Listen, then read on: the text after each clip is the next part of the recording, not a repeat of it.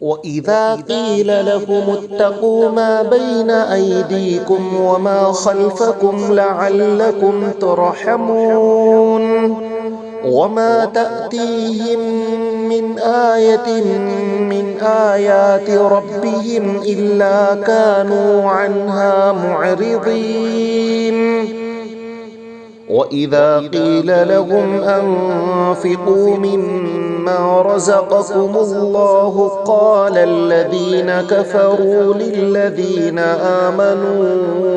أنطعم من لو يشاء الله أطعمه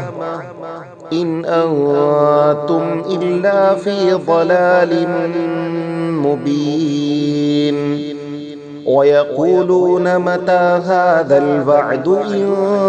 كنتم صادقين ما ينظرون إلا صيحة واحدة تأخذهم وهم يخصمون فلا يستطيعون توصية ولا إلى أهلهم يرجعون ونفخ في الصور فإذا هم من الأجداث إلى ربهم ينسلون قالوا يا ويلنا من بعثنا من مرقدنا هذا ما وعد الرحمن وصدق المرسلون إن كانت إلا صيحة واحدة فإذا هم جميع لدينا محضرون فاليوم لا تظلم نفس شيئا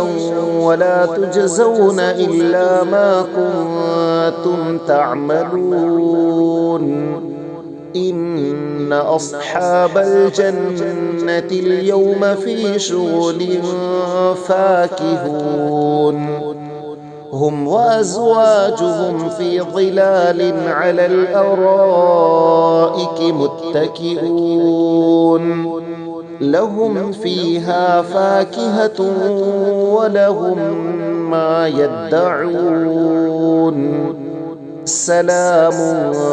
قولا من رب رحيم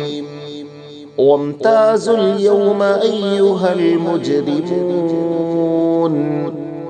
ألم أعهد إليكم يا بني آدم ألا تعبدوا الشيطان إنه لكم عدو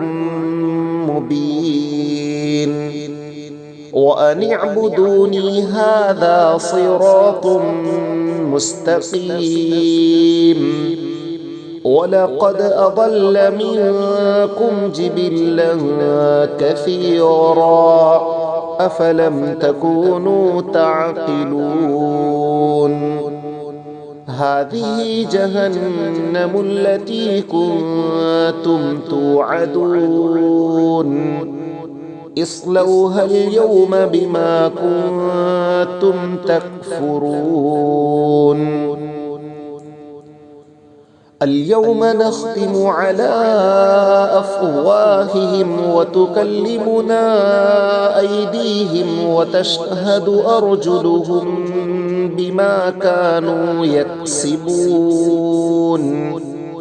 ولو نشاء لطمسنا على أعينهم فاستبقوا الصراط فأنى يبصرون ولو نشاء لمسخناهم على مكانتهم فما استطاعوا مضيا ولا يرجعون ومن نعمره ننكسه في الخلق أفلا يعقلون وما علمناه الشعر وما ينبغي له إن هو إلا ذكر وقرآن مبين لينذر من كان حيا ويحق القول على الكافرين. أولم يروا أنا خلقنا لهم مما عملت أيدينا أنعاما فهم لها مالكون وذللناها لهم فمنها ركوبهم ومنها يأكلون ولهم فيها منافع ومشارب أفلا يشكرون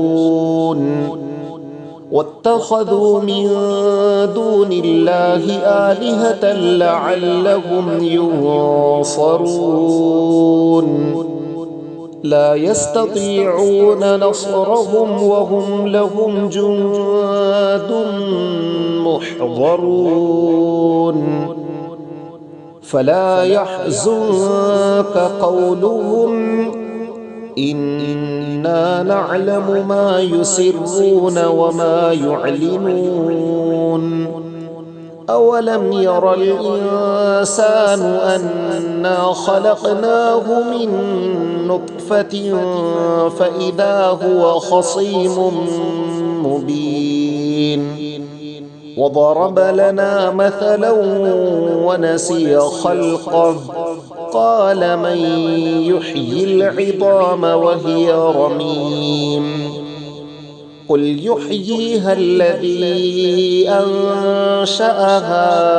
أول مرة وهو بكل خلق عليم الذي جعل لكم من الشجر الأخضر نارا فإذا أنتم منه توقدون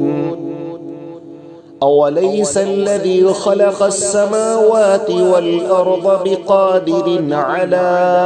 أن يخلق مثلهم بلى وهو الخلاق العليم إنما أمره إذا أراد شيئا أن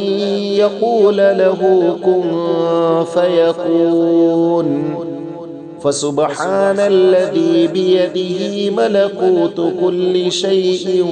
وإليه ترجعون صدق الله العظيم.